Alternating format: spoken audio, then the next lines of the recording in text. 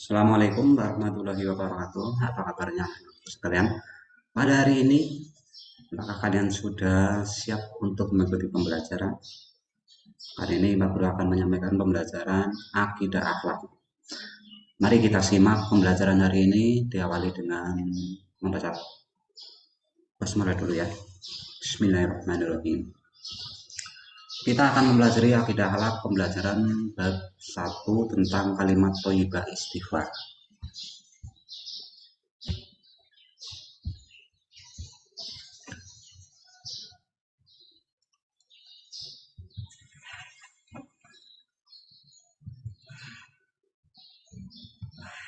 Kompetensi dasar yang kita akan pelajari yaitu memahami makna dan ketentuan istighfar. Yang kedua, mengkomunikasikan arti dan hikmah istighfar. Tujuan pembelajarannya adalah siswa memahami arti dan dari istighfar. Kemudian siswa membiasakan diri untuk beristighfar dan siswa mengetahui lafal dari istighfar. Cakupan materinya adalah sebagai berikut.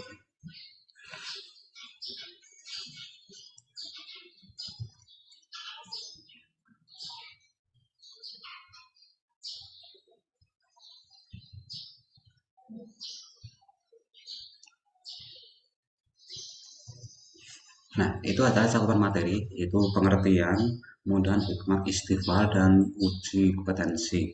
Yang terakhir adalah latihan soal. Kita masuk ke materi yang pertama. Bagaimana cara kita memohon ampun dan meminta maaf? Cara kita memohon maaf, ampun dan meminta maaf itu jika kesalahannya kepada Allah Subhanahu wa taala, hendaklah memperbanyak membaca istighfar, berjanji tidak akan mengulangi dan segera berbuat kebaikan. Karena kebaikan akan menghapus keburukan. Yang kedua, istighfar kesalahan kepada sesama manusia. Hendaklah mengucapkan istighfar dan bertemu pada orangnya, kemudian meminta maaf secara langsung pada orangnya yang bersangkutan dan mengembalikan hak-haknya jika kita mengambil hak-haknya dia. Kemudian meskipun bersih dari dan terjaga dari dosa, Rasulullah itu setiap bangun tidur itu selalu beristighfar sebanyak 70 kali. Itu ada yang meriwayatkan 100 kali. Nah, apalagi kita sebagai manusia yang biasa, hendaknya kita harus memperbanyak istighfar karena kita tidak lepas dari salah dan dosa. Masuk ke pengertian istighfar. Siapa yang tahu pengertian istighfar? Nah, pengertian istighfar, arti dari kalimat istighfar adalah aku memohon ampun kepada Allah Subhanahu wa taala yang Maha Agung. Istighfar adalah tindakan meminta maaf atau memohon ampunan kepada Allah Subhanahu wa taala. Istighfar merupakan perbuatan yang sangat penting untuk dilakukan oleh seorang muslim karena yang penuh dengan salah dan dosa. Dan Allah itu sangat menyukai sekali orang yang mau beristighfar.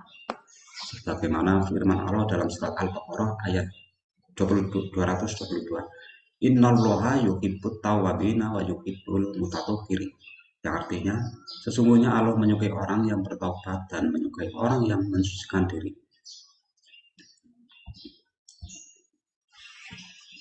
Kemudian jika seorang telah berbuat salah atau dosa, hendaknya segera bertobat. Jangan ditunda-tunda. Kenapa? Sebagaimana firman Allah dalam surat Al-A'raf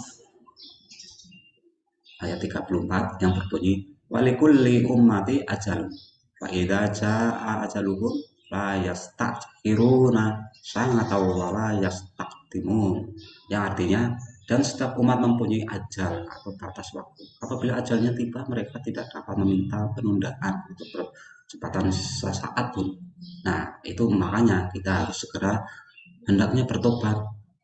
Jangan ditunda-tunda karena mati atau ajal tidak bisa diketahui oleh manusia.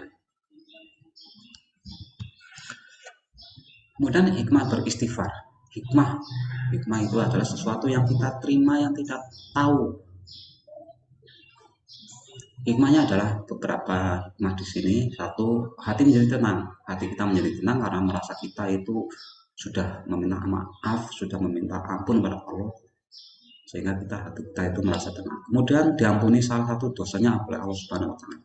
Yang ketiga, diberikan kelapangan rezeki. Yang keempat, selalu memiliki sikap rendah hati dan tidak sombong. Kemudian rendah hati dan pemaaf. Rendah hati atau tawadu merupakan suatu sikap menyadari keterbatasan kemampuan diri dan tidak kemampuan diri sendiri, sehingga seorang tidak menjadi tidak angkuh dan tidak sombong. Ada beberapa ciri pada seseorang yang memiliki sikap dan sifat rendah hati dan pemaaf. Ini cirinya adalah tidak suka atau tidak berambisi menjadi orang terkenal. Kedua, menjunjung tinggi kebenaran. Ketiga, tidak segan dan malu bergaul dengan fakir miskin, bahkan membantu mereka. Yang keempat, ringan tangan dan membantu orang-orang yang memerlukan bantuan. 5, tidak merasa berat berterima kasih atas kebaikan orang lain.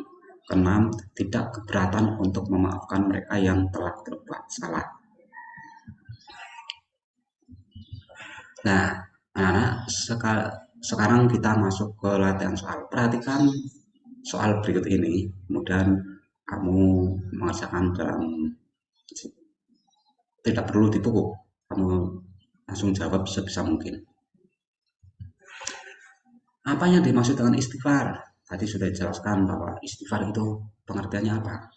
Nah, jawabannya adalah istighfar adalah tindakan memohon ampunan kepada Allah Subhanahu wa taala.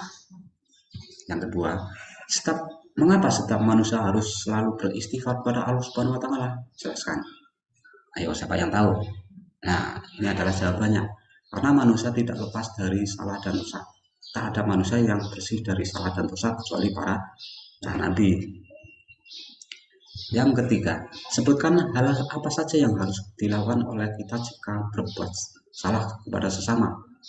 Nah, jawabannya adalah membaca istighfar, bertemu dan meminta maaf secara langsung pada orang yang bersangkutan dan mengembalikan haknya. Lanjut, keempat adalah sebutkan ciri-ciri orang yang memiliki sikap dan sifat rendah hati dan pemaaf dalam kehidupan sehari-hari. Jawabannya adalah tidak suka atau tidak berambisi menjadi orang terkenal, menjunjung tinggi kebenaran, tidak segan dan malu bergaul dengan fakir miskin, bahkan membantu mereka. Keempat, ringan tangan dalam membantu orang-orang yang memerlukan bantuan. Kelima, tidak merasa berat berterima kasih atas kebaikan orang lain. Keenam, tidak keberatan untuk memaafkan mereka yang telah berbuat salah. Yang terakhir adalah apa hikmah dari pembiasaan kita mengucap kalimat istighfar? Sebutkan. Jawabannya adalah hikmahnya adalah sebagai berikut. Hati menjadi tenang. 2, diampuni salah dan dosanya oleh Allah Subhanahu wa taala. 3, diberikan kelapangan rezeki. 4, selalu memiliki sikap rendah hati dan tidak sombong. Nah, itulah pembelajaran hari ini anak-anak. Mudah-mudahan kalian bisa memahami apa yang aku sampaikan. Jika belum memahami, kalian bisa simak lagi video pembelajaran hari ini. Selamat beristirahat dan semoga kalian dalam keadaan sehat selalu. Assalamualaikum warahmatullahi wabarakatuh.